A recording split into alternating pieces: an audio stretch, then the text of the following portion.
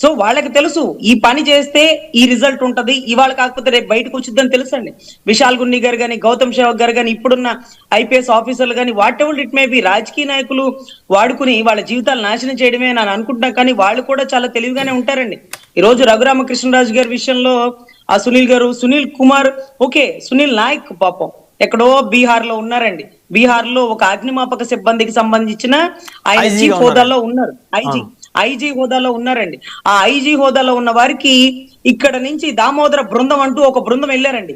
ఆ బృందం వెళ్ళినప్పుడు కనీసం వారెంట్ కి సంబంధించినటువంటి డీటెయిల్స్, ఏ గ్రౌండ్స్ తో వారెంట్ మేము ఇష్యూ చేస్తున్నాం, తర్వాత మాకు పర్మిషన్స్ ఇవ్వాలి, ఇవన్నీ కూడా రాసుకుపోకుండా అక్కడికి వెళ్ళిపోతే, అర్ధరాత్రులు గోడలు దూకి ఆయన పట్టుకోపోతే అక్కడ పాట్నా కోర్టు చివాట్లు పెట్టింది.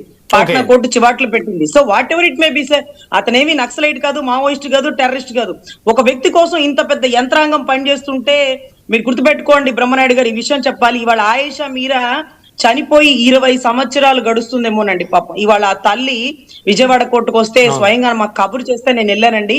ఆ డెడ్ బాడీకి సంబంధించిన ఆ పార్ట్స్ ఉన్నాయి చూడండి, అవి ఇస్తుంటే వాళ్ళ నాన్నగారు వాళ్ళ అమ్మగారు జడ్జిని నిందించిన నిందలు కాదండి, జడ్జి గారిని ఎన్ని మాటలు అన్నారో. ఒక న్యాయ దేవత, ఒక న్యాయమూర్తి, మీరు న్యాయం చేయరమ్మా, మీరు అక్కడ కూర్చోండి దండగా, మీరు వెళ్ళిపోండి, మీ వల్ల న్యాయమే జరగదు, న్యాయస్థానాలే వృధా అన్నా సరే న్యాయమూర్తి అక్కడ మహిళ కన్నీటి పర్యంతమై మేమందరం అక్కడే ఉన్నామండి. గుండెలు బాదుకుంటూ తల్లి ఆ తండ్రి ఇద్దరు ఏడుపులు చూస్తుంటే వర్ణనాతీతం. వాళ్ళిద్దరు స్కూల్ టీచర్లండి. సిబిఐ నుంచి న్యాయం జరుగుతుందని ఆ డెడ్ బాడీ ముక్కల్ని, మళ్ళీ ఖననం చేసిన ముక్కల్ని బయటికి తీసి కోర్టు పర్మిషన్ తీసుకొని